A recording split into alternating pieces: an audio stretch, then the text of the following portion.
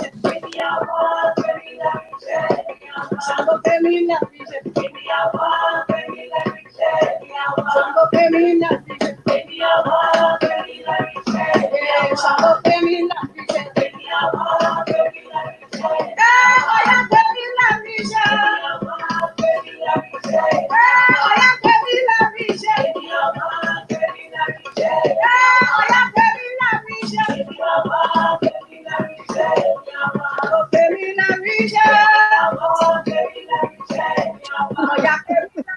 right, family. Welcome to African Spiritual Conversation. We are back up in the building. How y'all doing today? Ah, it's a great day. Good, It's good. a Yeah, it's a great great day. day. It's a good day. Good, good, good. Yeah, I heard a lot of deep breaths. So, if I was to ask you how your evening went yesterday, what would you say? Oh, It went for well. me, oh, we're both going. For me, I had a wonderful evening because we had that gathering last night, and it was awesome. It was just Awesome. awesome. Yeah. It's incredible. Right on. Well, for Cool. mine was like, I love my bed. It has cool jets in it, cooling gel in it. Okay. And I went to sleep at 7:30 and didn't wake up until 2. I was wonderful. So I Right had a on. good Ooh, time. Okay. I had yeah. a love affair with my bed. Okay. Mm-hmm. Mm-hmm.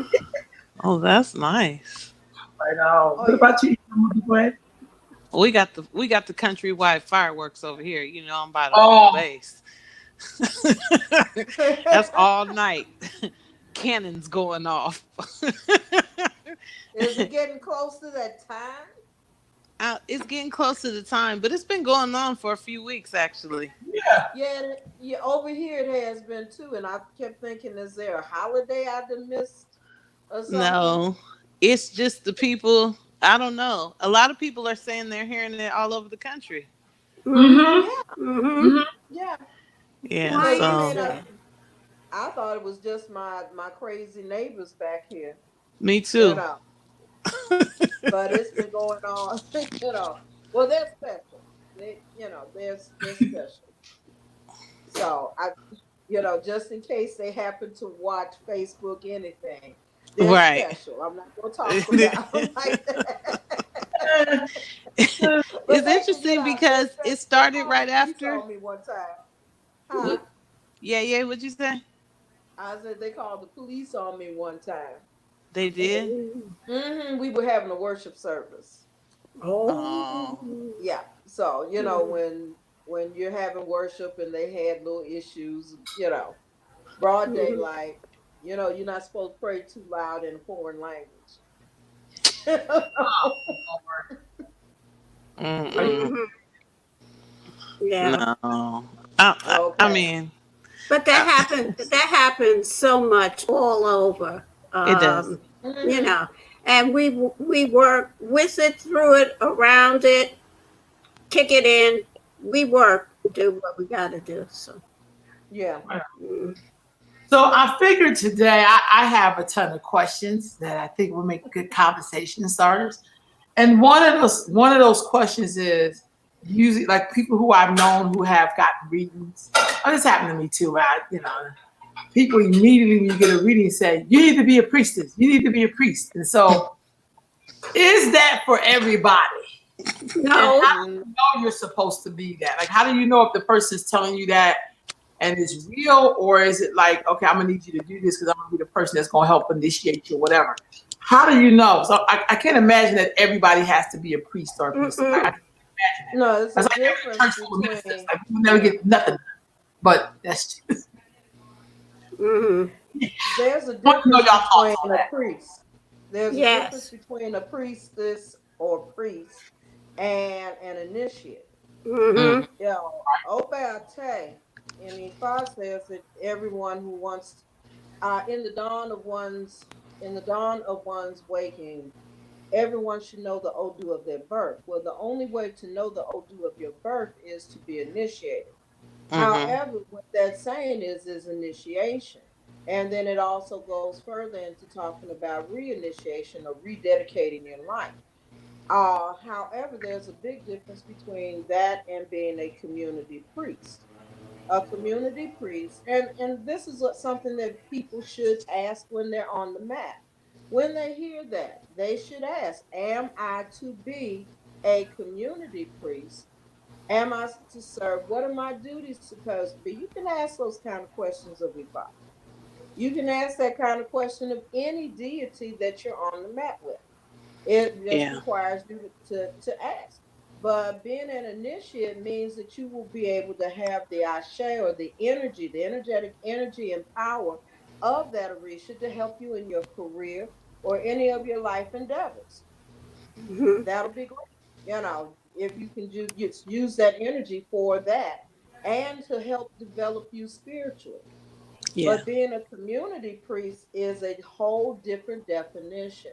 The kind of work that you're going to do uh, is going to be requiring a definitive education in that system that you're going to be working in, and to be able to have that level of expertise so that you will be able to help the community and or all those that you will be involved with.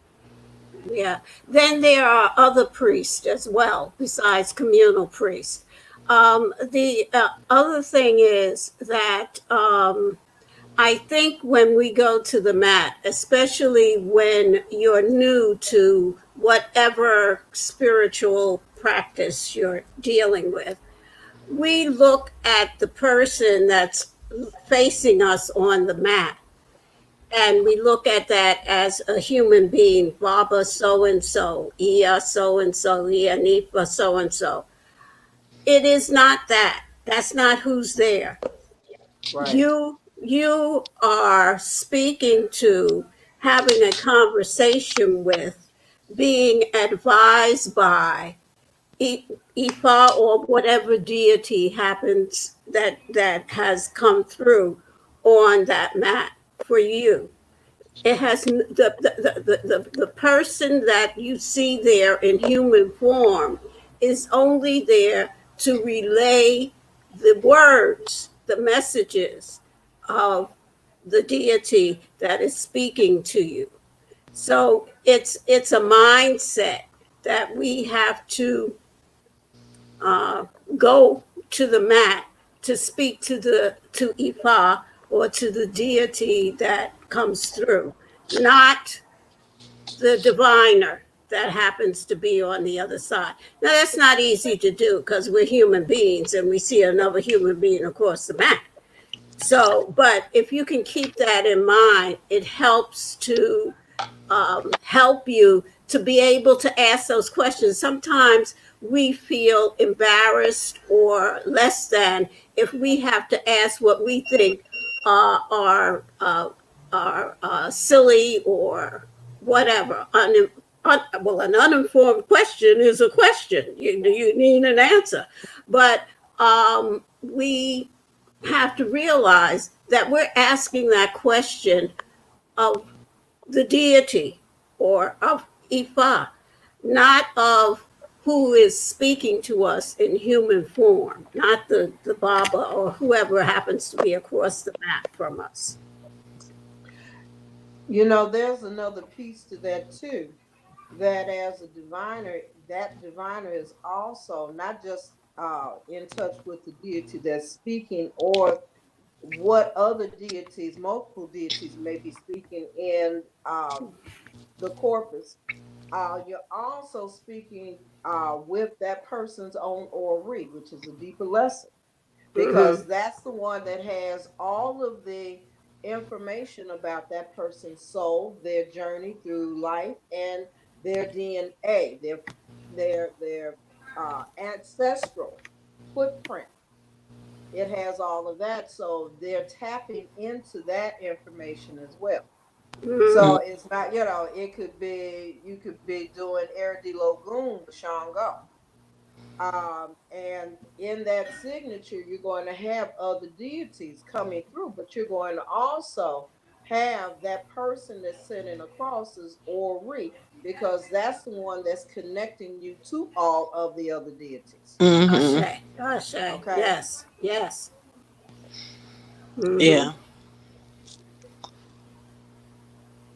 You're muted, Ro. Oh. Yeah, I just realized that. I'm sorry. The other thing I wanted to ask, and that made a lot of sense. When people are getting weeds, does it ever come up that maybe people aren't supposed to be in your tradition? Yes. And see, I'm a big one for that, because I believe that you follow the tradition of your lineage, and we all didn't come from Yoruba. Some of us are Ekon, some of us are Kemetic, some of us are a whole lot of things.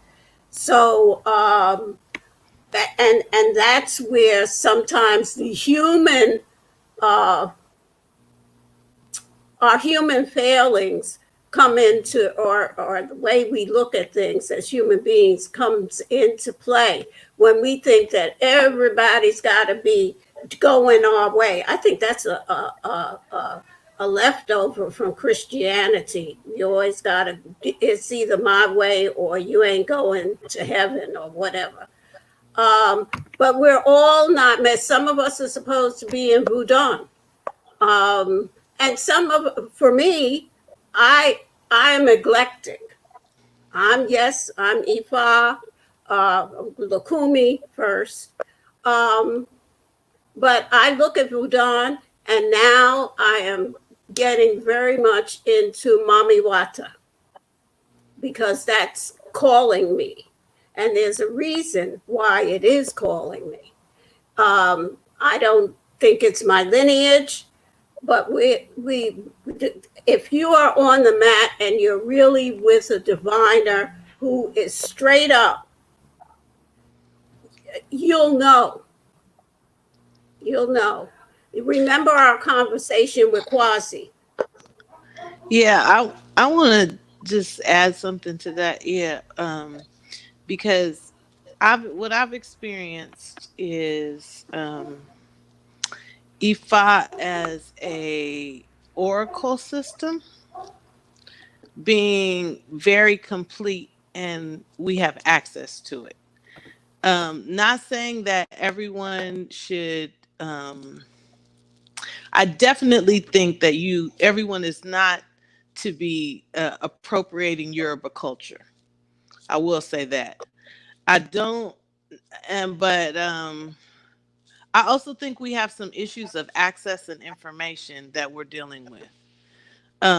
Even taking into consideration what Kwasi was talking about, us following the tradition of our lineage and our ancestors, and I think there's a there's a prayer, there's a part of a prayer to Ifa that says, "For not knowing you in full, we are futile."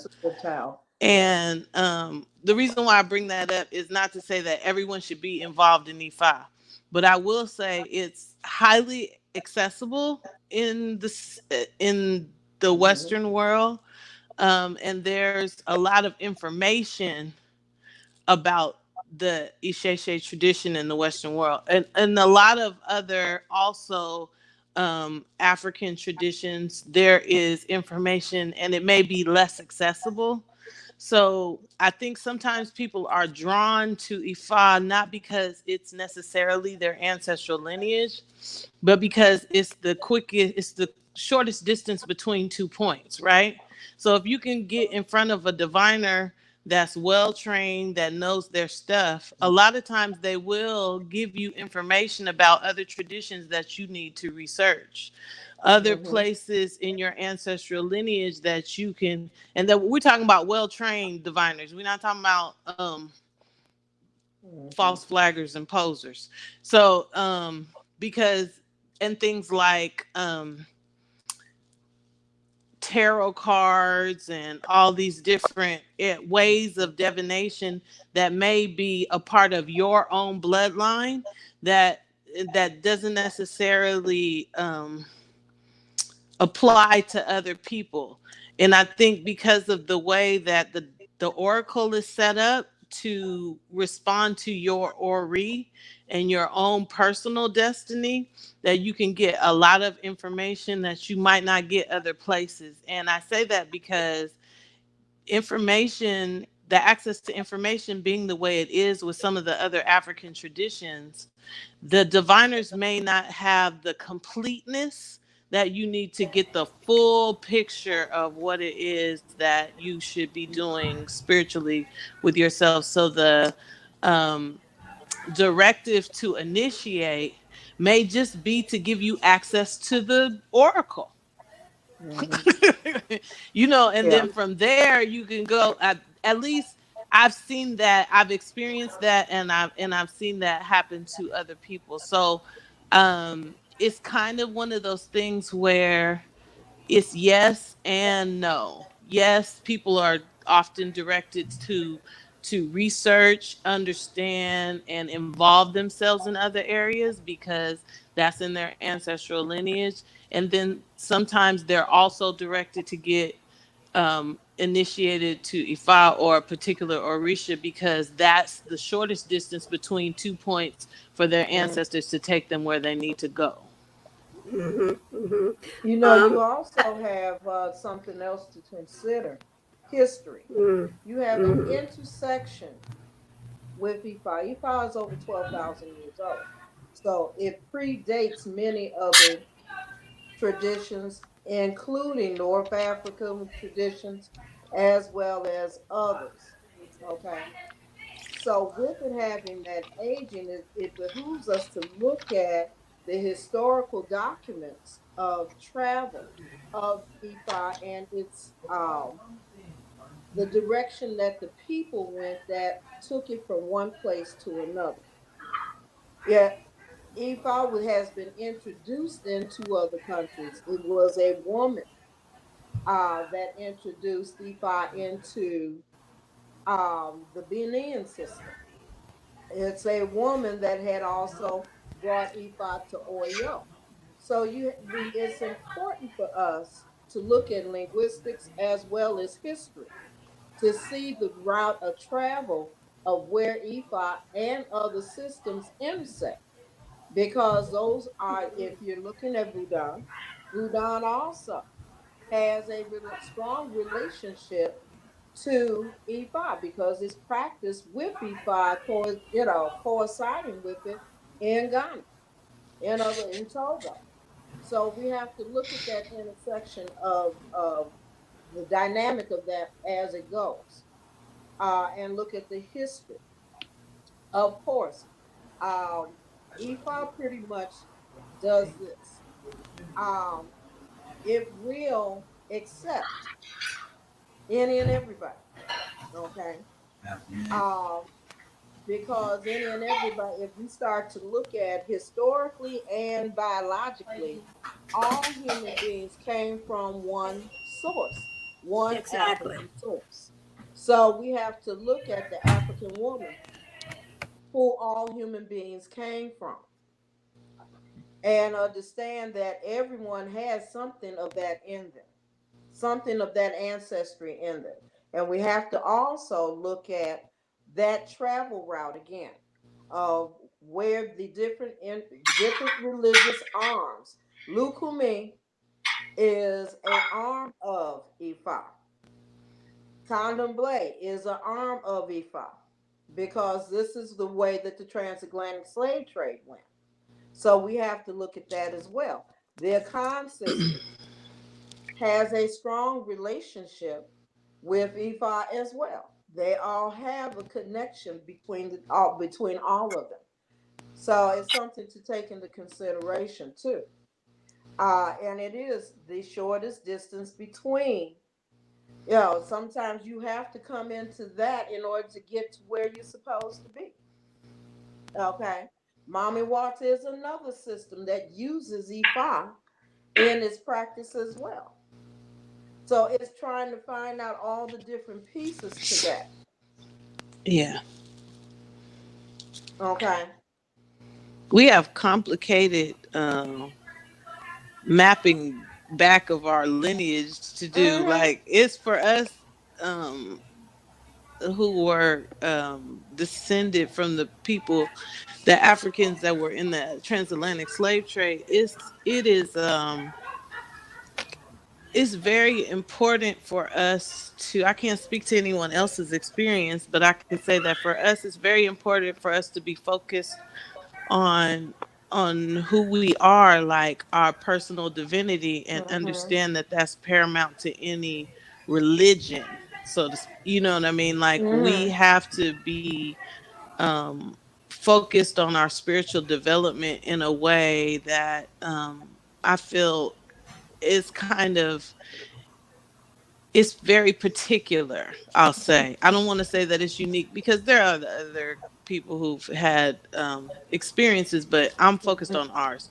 So for the sake of this conversation, I'm just going to say our experiences is unique in that we won't find a lot of people who will empathize or even be able to relate to what we have to think, all the things we have to think about when we are connecting with our ancestors, because there's the part of our history that happened here on this soil that we're dealing with constantly on a day-to-day basis because we're still in a position of being oppressed. And then there's also the situation with in relation to wherever we came from on the continent, and then spiritually trying to connect the dots for ourselves consciously so that we can activate the energy of the continuum that we're a part of. And so if we take that on personally, like it could be our full-time job. Like they should just give us reparations so we could just be at home trying to figure out what happened. You know what I mean? That's it. That is a Because I full mean, time like job. we needed the downtime just to be able to do that. And then so that's why I said, like, even not necessarily Ifa divination, but some kind of divination. Like we're a people who are so we've been mesmerized to a particular degree around the things that will ultimately give us personal freedom.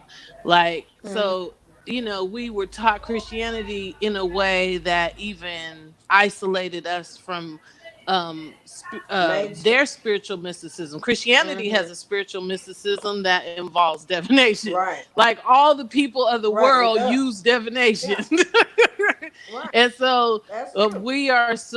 we've been mesmerized with images that don't look like us in order to separate us from our divinity. Like we got all that going on within our communities. And so in order to do that on a personal level, we have to overcome the resistance personally. We have to overcome the family resistance. We got to overcome the community resistance. And so now we're kind of at a place where where the scales are tipping. Mm-hmm. And this can begin to be, you know, like you see a lot of people posting about their ancestors. I'm not my ancestors. I'm my ancestors' wildest dreams. So now that has come into the conversation. And no matter which side you fall on, this is a different conversation for us because we have not in general had a widespread conversation that I'm aware of about our ancestors.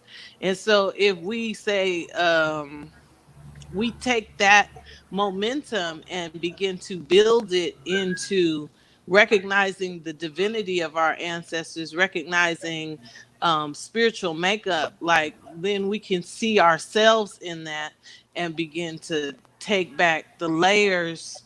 And as just have that be understood in our communities, like this is what we do. Now you might not be into it, you might be doing this or you might be doing this, but no, black people, this is what we do. This is a part of who we are. Mm-hmm. Because and that I think will be a major shift, and it will also open up the doors for us to have more information about other spiritual systems. Like and they do. I haven't found a spiritual system that doesn't have a connection in some way to Ifa.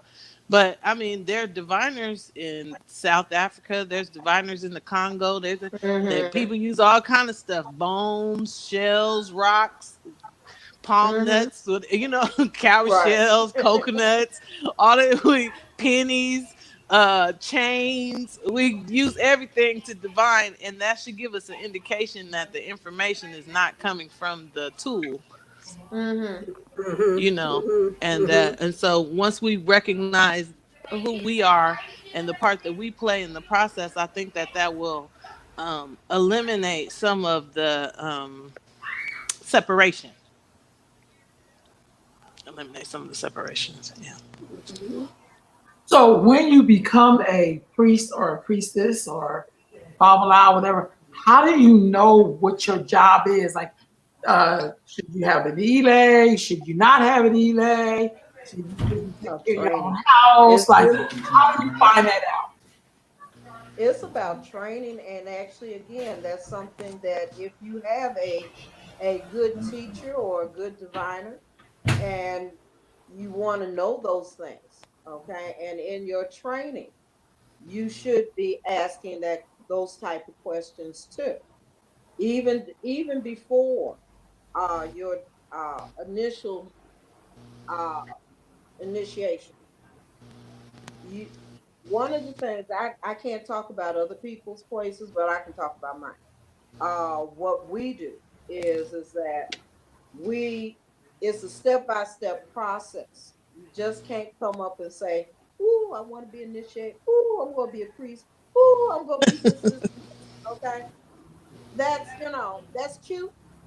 Okay, but until people actually know what those things are and know what the process is, a lot of times they get into the beginnings and read it, after they start to see the work that's involved.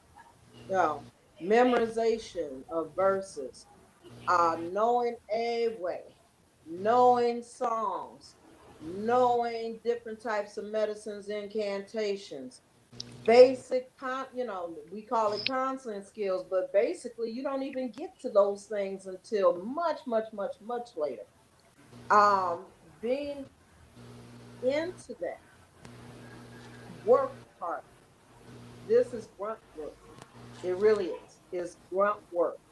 Um, I did a comparison one time between when I was doing I was working in my doctorate, and I'm in this classroom full of there's only one Muslim and me, and the rest of them were Christians. Okay, and I just kind of wanted to find out what you have to do to get your salary. Okay, Yeah.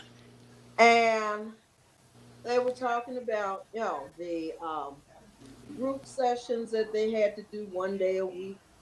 They had to do one sermon, a week in their particular areas, and pretty much they made, like down here in Arizona, um, starting salary was like 65,000 per year. Okay, and I'm thinking about, wow, how many chickens I got to go get in the morning? Okay, how many goats? Got to sit down, and all this is before 6 o'clock in the morning. How many Right. phone calls you're making in dealing with problems that people have, okay, and making safe places for those people to be in, okay, before 7 o'clock in the morning, okay, answering questions, writing, doing all these different things to be of service, because that's the other part. And you're teaching people from a spiritual dynamic how to be of service.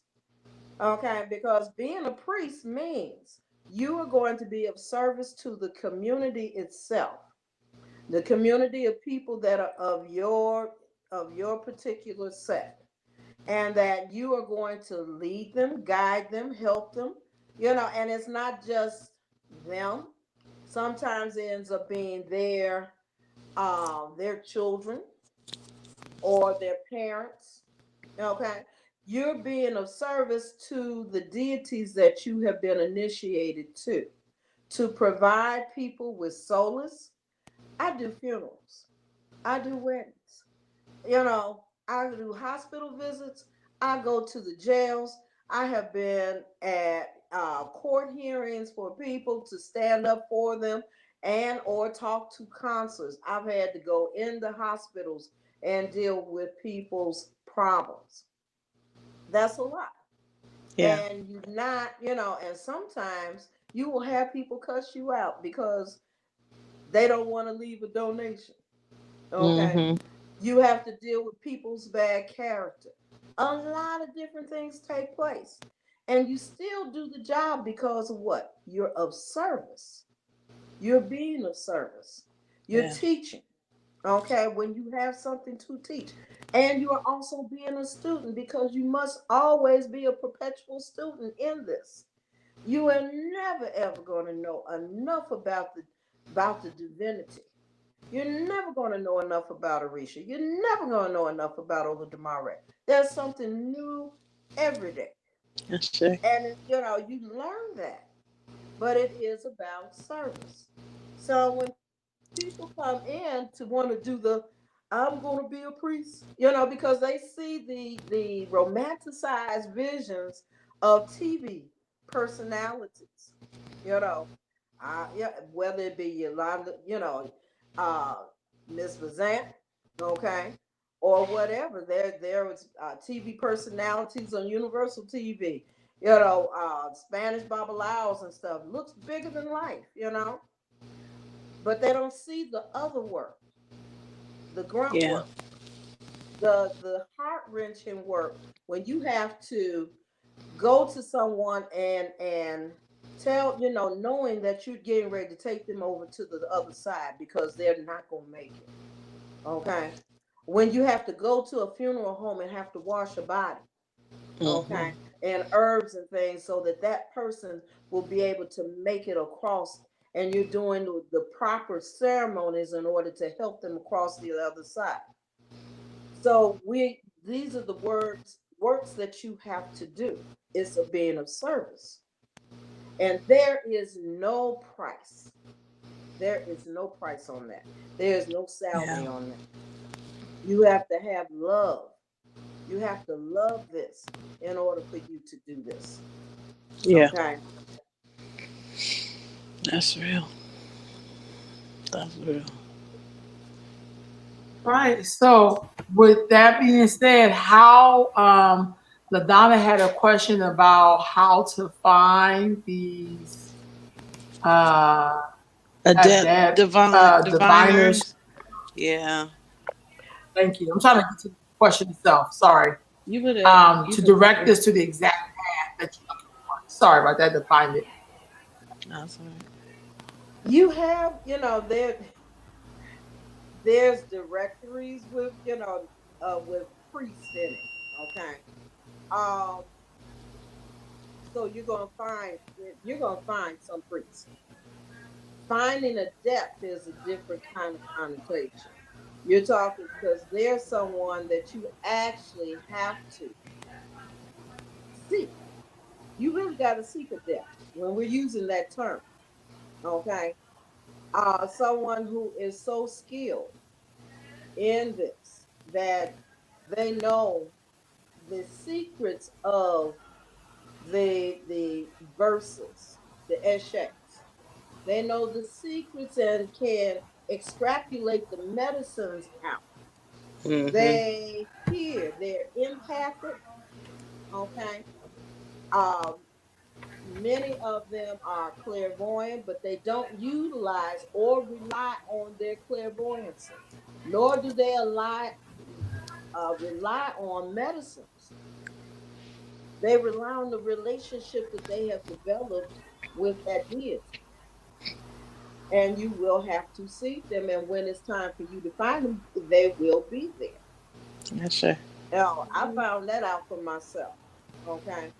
And when I did, I just had to sit there and say, wow, you know, what else could you say? You know, because a lot of things make them. Sometimes you'll find that priest that you need to have as an educator, okay, in someone that is younger than you, Mm. okay. And sometimes too often what happens with that is that there becomes all the other issues of ageism. you know, why am I listening to this kid?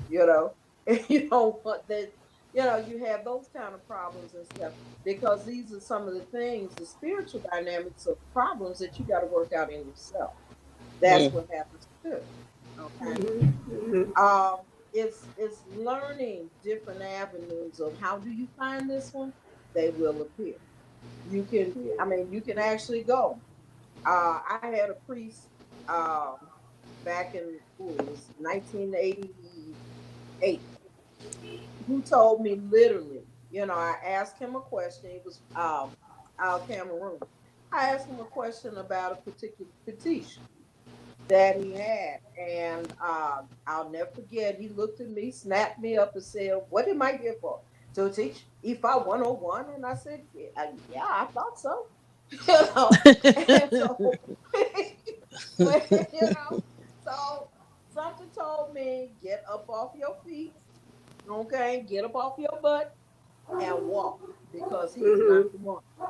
He ain't the Mhm. Yeah. one, okay? Yeah. Because the person who's going to teach you they're going to show you, in all different ways, not book knowledge, not just speaking and talking. Sometimes it has to be examples of you need to learn how to clean a floor or you need to Mhm. know how to paint. You because you have a hard time expressing yourself just talking. But when you're doing work,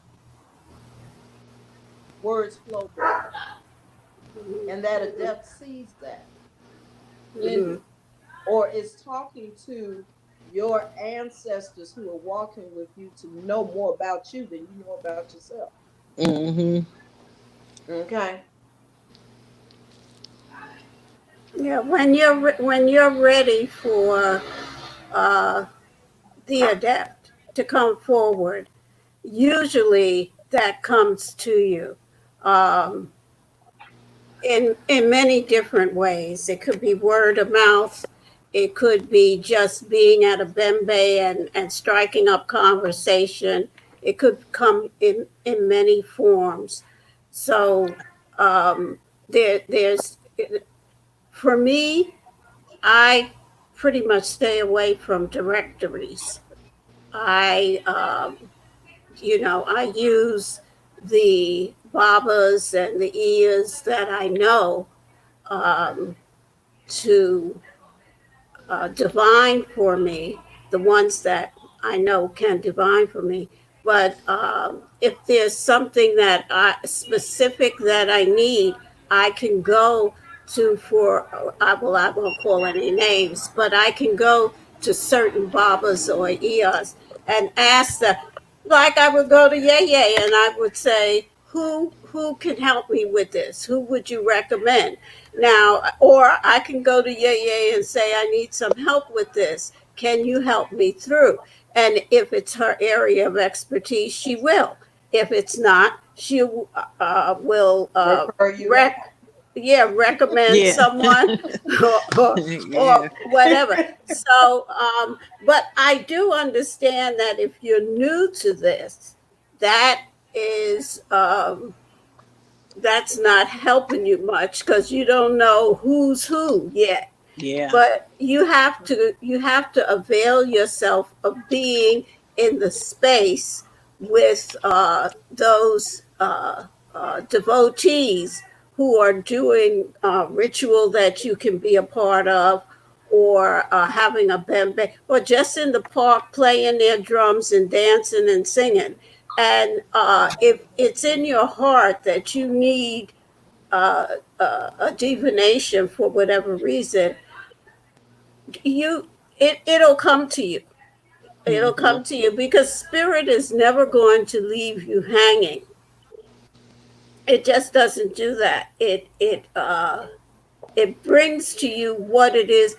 We All right. Let's go down to basic metaphysics. We create our own reality, and we speak lots of things into manifestation. We manifest just we speak it. And so, if you're thinking, or if you're praying, or if you're speaking and you're saying, I want to know more, I want to contact my ancestors, I want to know how to, I want to know if Ifa is for me.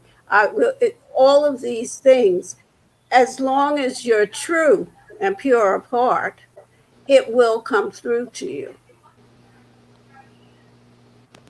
Yeah. A sincere prayer does go a long way. And I also know that your Ori knows when it's believing a lie. Mm-hmm. Oh, yes. The question is, are you going to believe it? Mm-hmm. You know what I mean? That's true. Like, the thing with oppression is sometimes it causes self-doubt. Yes, And yes. so we do our best to act on the spiritual impulses that we're given, especially when you feel, yeah, like Brian said, you can also feel truth. Yeah, you can feel truth, and so you know when it's not right, and then you just get up and go on to the next. And it might be that you have to go through a few people before you find the person that's a fit, That's and you right. shouldn't feel any way about that, because even if I says you got to go a long way to find a good To divine. find to find a good, it is the 1900 club. Okay, so you can find either 19 or 20 Uh-huh. good owl, good babalao, good yanifa, or you can find 1200 that are Hmm. evil. Okay, Right. so you're going to find that in this space. Okay, Yeah. you're going to find that at the end of the day, you got these different. You're going to have people who have a skill set, bad Hmm. character. They got a hell of a skill set, Yeah. talented. No EFI, know their system up and down, but they Hmm. ego. Okay, they got ego going all the way to the moon. Okay, then you have those that know enough to keep them going. Okay, the bottom line is, if a person has, you have to look for more than just an adept. An adept actually would, if I would say, an adept does not just mean a skill set. An adept means the character, the good character of a person. If they have wisdom and they are applying wisdom in their life, okay, Hmm. that they're going to live in truth. They're going to know what Osatur, they're going to know what Obesa in terms of truthfulness, honesty. They're going to be benevolent. They're going to be compassionate and loving. Okay. Hmm. They're going to have the level of integrity and transparency that is needed to be of service. Yes. Okay. But, adept means more than just a skill set. They Yeah. have to have more. And again, they will show up. They will definitely show up. And you hope that at that point they help you to cultivate that you're supposed to have within yourself. Yeah, because ultimately I think that whether it's being a priest or just a devotee, it's still all about, how do I learn to love the all? How do I learn to love this creative force, this a suada, this all of Mhm. this thing that created life. Okay, because sometimes it doesn't have a name. Yeah. That as well. So you want to know more. Okay, And we also add an adept should be hungry. Not hungry for anything other than more of that. Yeah. More of that. I want to know what that cosmos has. I want to know what that is. And I Yeah. need that in my life. Okay. Because that's what, that's what we keep seeking. We keep seeking that actually of what we really are, whether we know it or not. Yes. Yeah. Right. Okay. What does an elay do? And what's the purpose of an elay? You got two types. You got shrine houses, okay, and you have well, we're a temple, but you have those that house um the icons of the deities. Okay, that elay is pretty much a house of gathering, a ebe of people, family of people. Um, they do functional things of doing dafas, doing ceremonies, doing different things to elevate the consciousness and the character of the people that come to them. Okay. A shrine house, okay, is not a elay, is where you have medicines and other stuff, but you got to keep it separate from, because not all shrines belong around people. I will say that again. Not all Yeah. shrines belong around people. Okay. You have shrines that have no business around prying eyes of people because they are dangerous to human beings without having good academic understanding. Okay. That is not what they're supposed to do. Right. Okay. So they're different. Okay. It's a difference.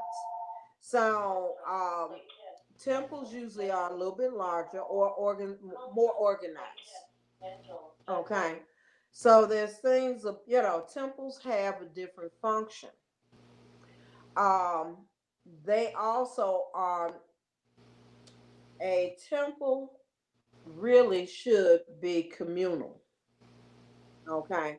So, in other words, if a family gets put out, their temple should be able to provide them with a space to stay. Mm. Okay.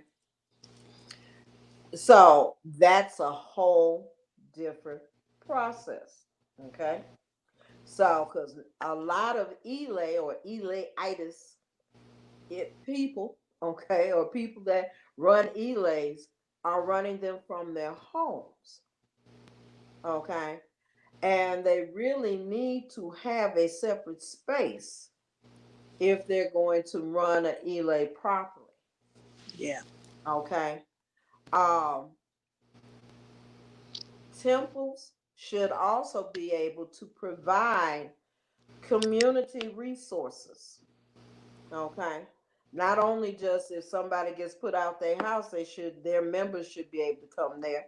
They should be able to have other resources into the larger community so that they are able to provide, get health care for them, to provide social services, information for them, um, different things of that nature. And they should also be able to be a part of social justice Mm. initiatives. Okay. That's a whole different idea of what temples should be. Okay. But an elay, in the diaspora, I call it elaitis. Chief Metahochi called it elaitis because okay, because that's what we did. Yeah. We don't grow, so you're not supposed to stay stagnant. Yeah. Okay, you're supposed to grow. You're supposed to be able to feed your people. Right. Okay, I and your people also, if they want to have more from resources from their elays, have to help in order to develop that. Yep. That's part of their training too. I believe I you know, I imagine a time when we will be connected in such a way that we can share resources to the extent that Mm-hmm. if you are a part of an initiated tradition, you have access to health care, affordable housing. You have Mm-hmm. all the things that we can build a system within the tradition that will allow us to Mm-hmm. provide those types of services for ourselves: Mm-hmm. food, clothing, shelter. I mean, Healthcare. even Right. beyond basics into jobs, economic empowerment, investment, Mm-hmm. venture capital, all those things.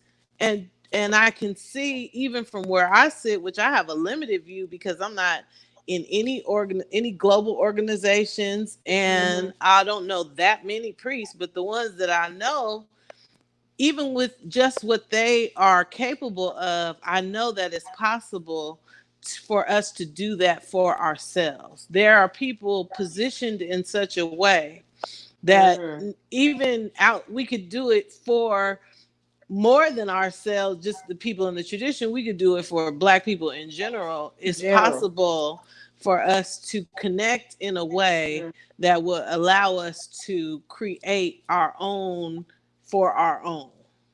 Mm-hmm. Yeah. Absolutely. And we have all Absolutely. the tools we need in order to make it come into for full fruition. Like, Mm-hmm. yeah, so Well, and you have to think of it in this sense that it takes a concerted effort for people to do that. mhm. Okay. And it also takes a concerted effort of leadership. I say.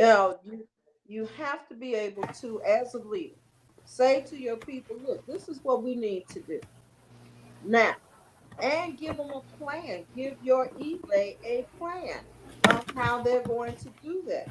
Give them time frames of which to investigate and to develop. Okay.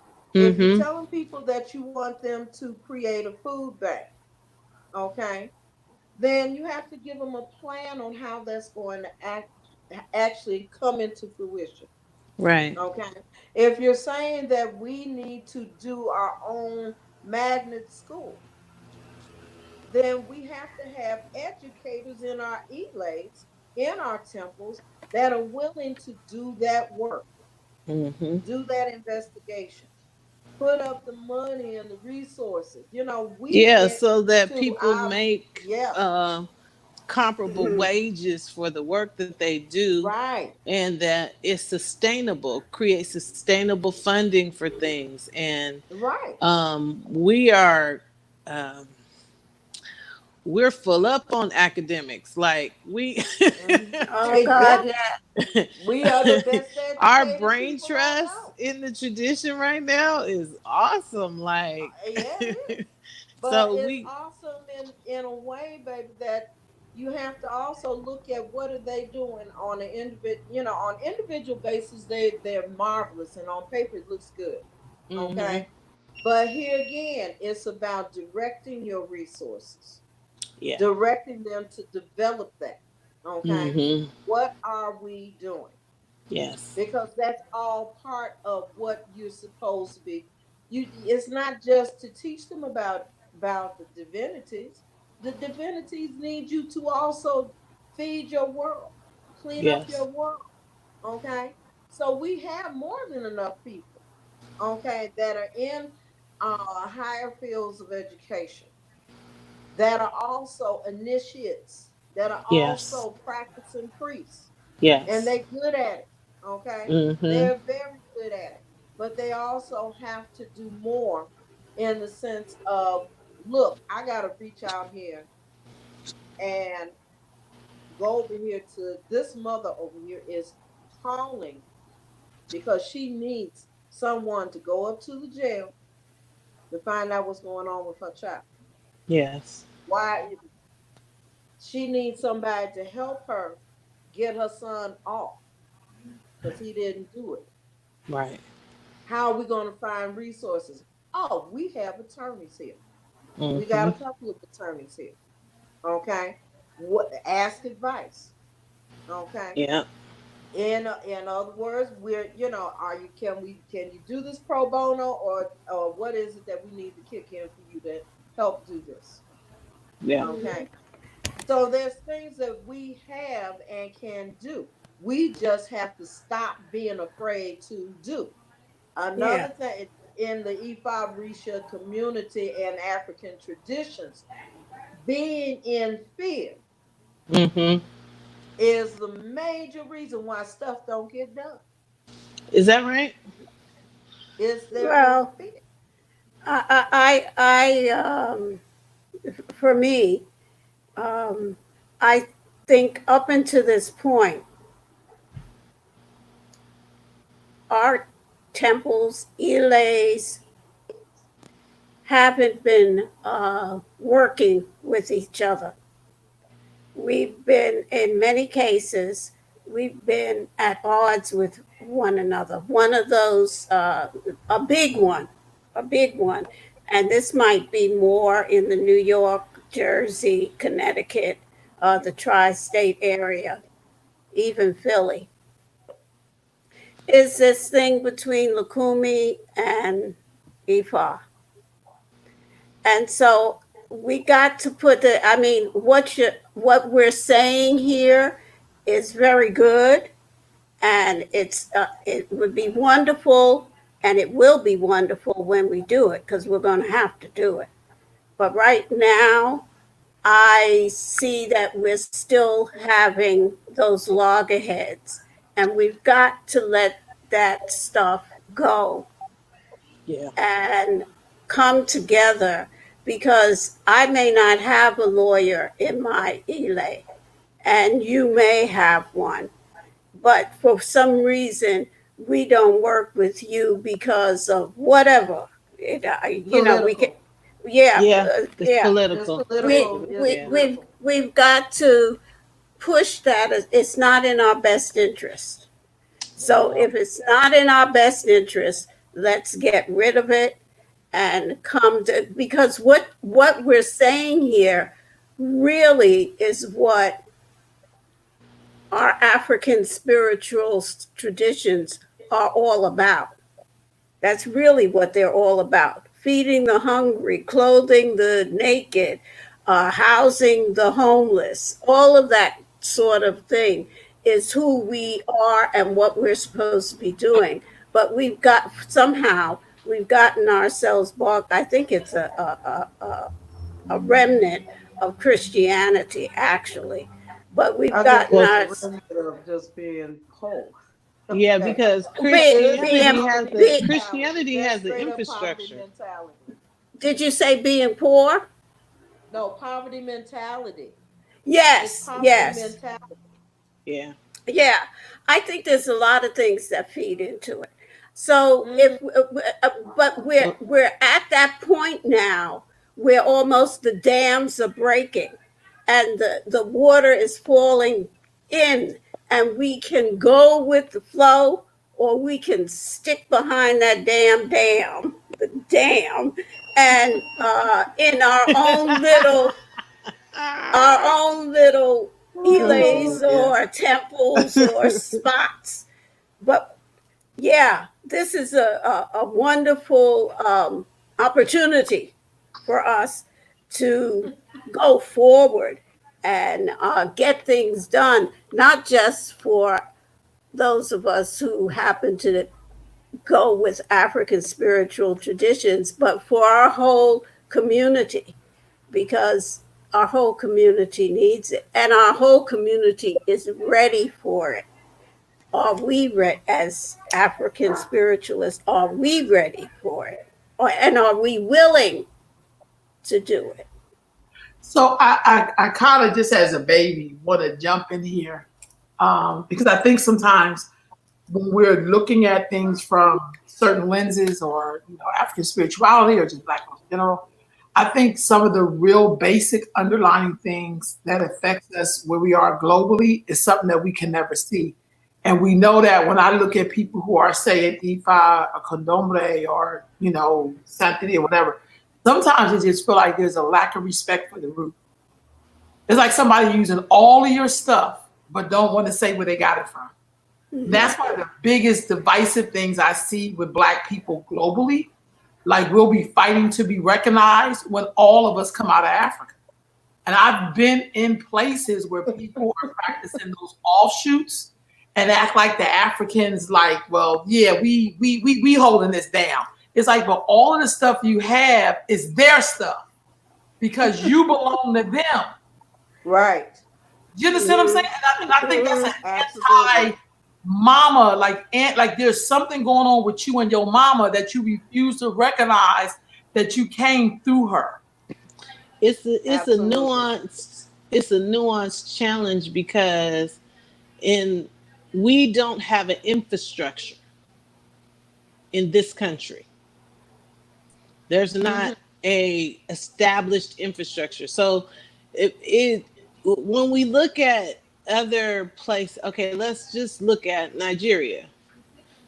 The tradition and spirituality is so intertwined with everyday life.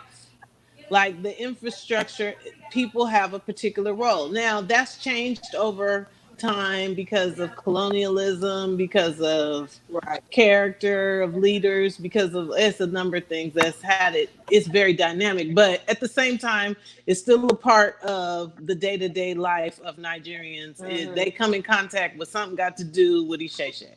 So we'll say that here, because there's the groups of people that are practicing a form of African spirituality tend to be real disparate.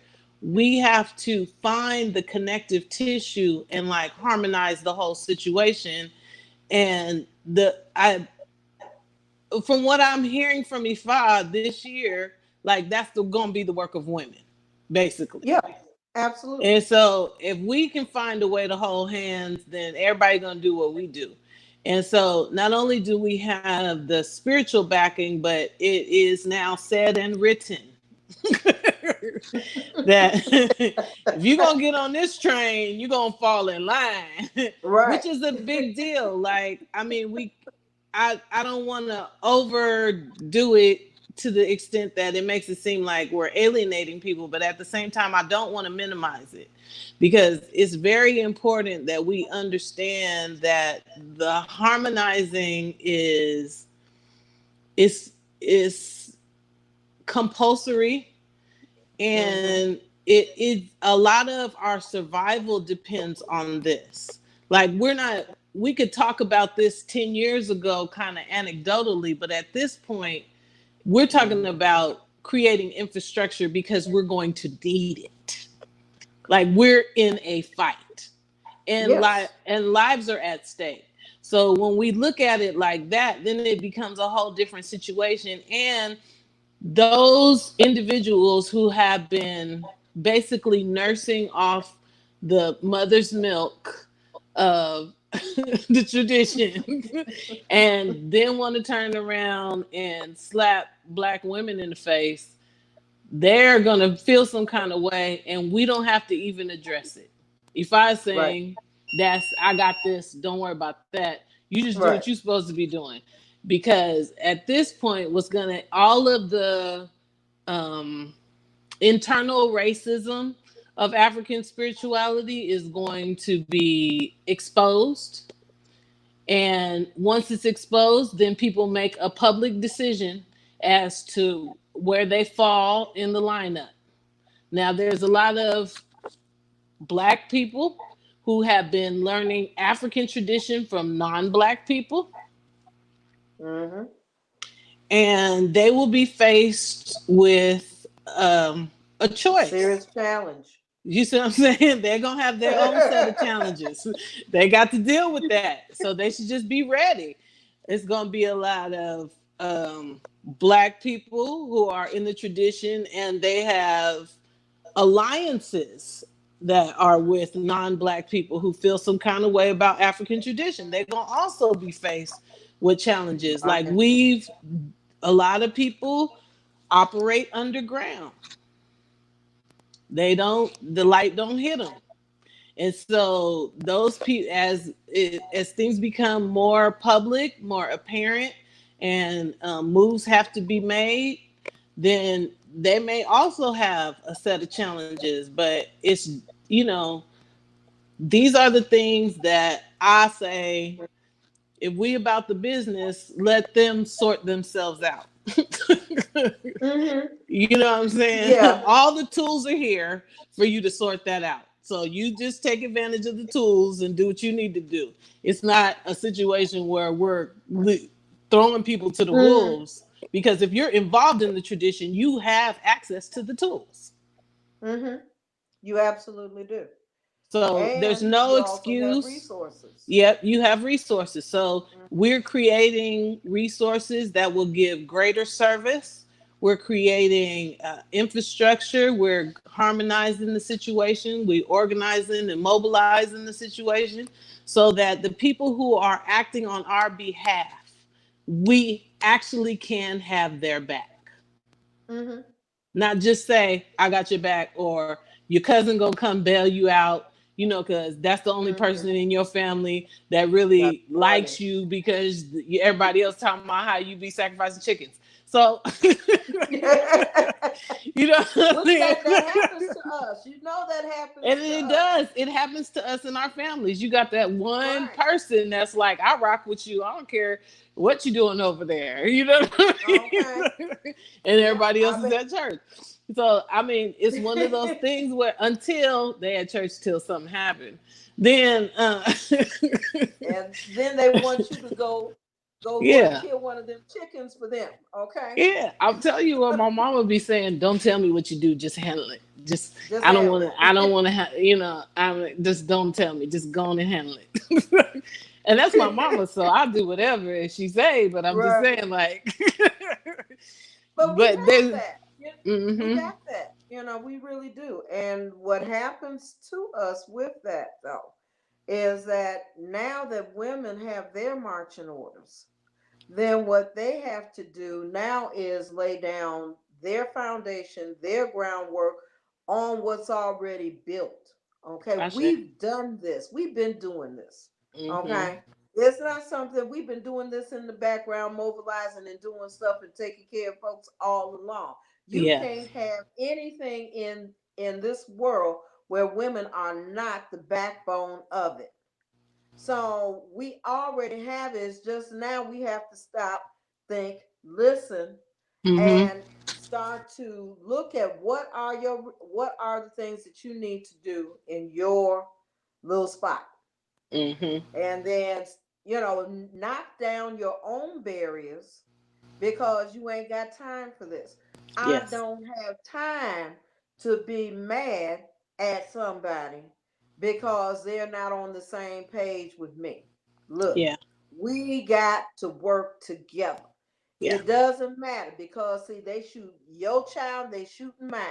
Mm-hmm. We ain't got time for that. So Yeah. what are we going to do? It ain't about our egos. It can't be about our egos. Right. Okay? Because our egos got us into this mess. Mm-hmm. Okay?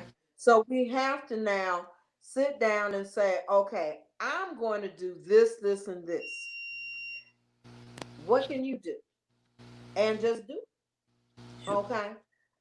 That's what, we don't have time for this other stuff. Okay? And yeah, it may not happen in this lifetime for some of us that are getting closer to heaven than they are to earth again. But at the same time, we still have to lay a foundation and a legacy. What is my legacy? And who is going to carry out the rest of my legacy to see that there are changes being made just even in our own families? Yeah. Okay. I don't need my children to believe what I believe. I just need them to be better at what they do. Okay? And to be better as human beings. Mm-hmm. Okay?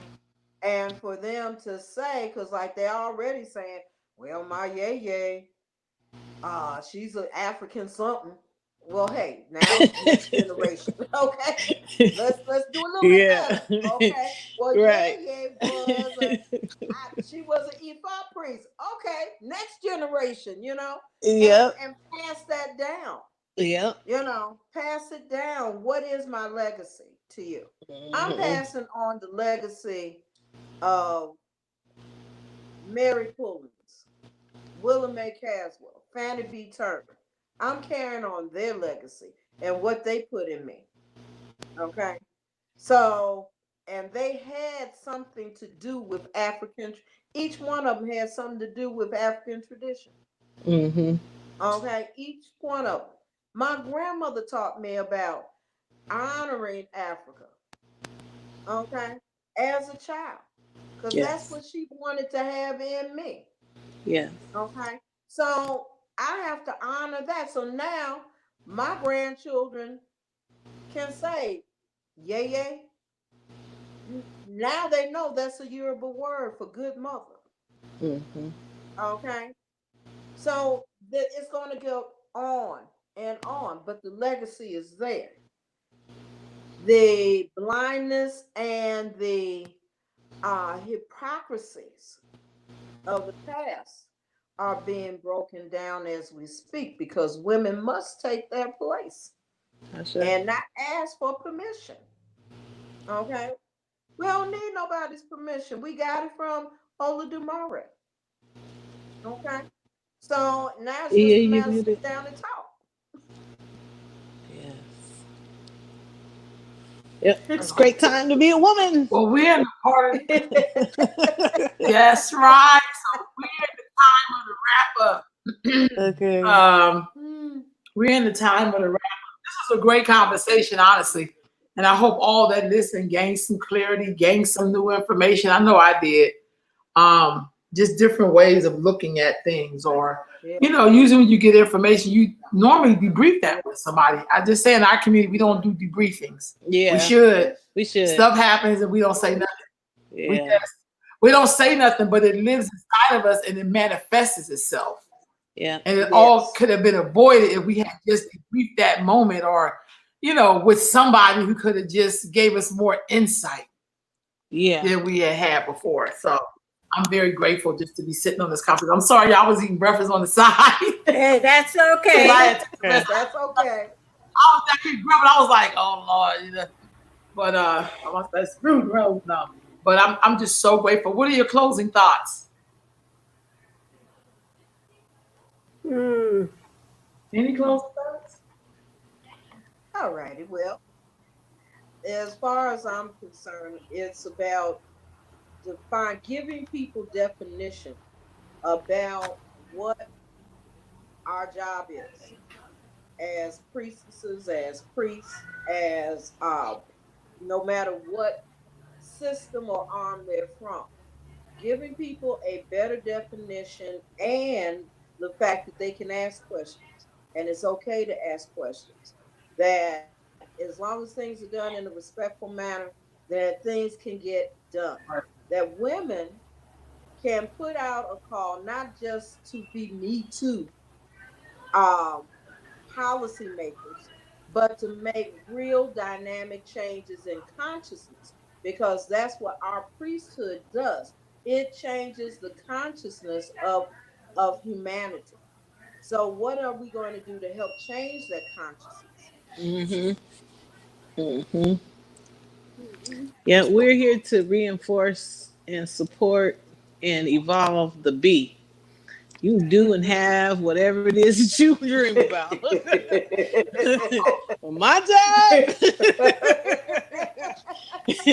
is to grow your B. You know what I'm saying? Because if you've been given a vision by your ancestors, it's something there is for you to do. Then I'm here to help you know that it's possible and get your feet moving. And if there's something that's outside of my own depth, then I got people I can call to get the information that we need and get it cracking, to do the work that I don't do, to get it cracking. And that's what we're here for. Because the doubt that's driving our behavior is a problem. Mhm. We need to know. We need sureness. And so as priests, we need to be able to lend you our consciousness so that if you're in the middle of something, it can happen the way that it needs to happen, especially if you're working for all of us. You know what I'm saying? Because there are right now people who are they are standing in the gap as best they know how. And they have moments where they need care as well. Right on. And so we're here to give you that care. Yeah. Ashe. I'd say we're at the crossroads. We're at the time of great change. Ifa has been very clear in all things, but especially for the women. He's he, she, it. Ifa has been very clear that it is time for us. We've been doing the work. Now it's time for us to band together and get out there and be very clear about who we are, what we're doing, and why we're doing it. And all else will fall into place. But we're at the headwaters. And it's time to go with the flow. We've been flowing. It's time to go with that flow and continue to do the work. Continue to do the work that we've been doing. We are the mothers. We are the mothers, and the ancestral mothers have been calling us for a long time now. And we've been a bit shy about stepping out. But now they have given us the impetus that we need to get out there and declare our cause and how we're going to go about doing what has to be done. All right, family. And with that, we shall see you all tomorrow.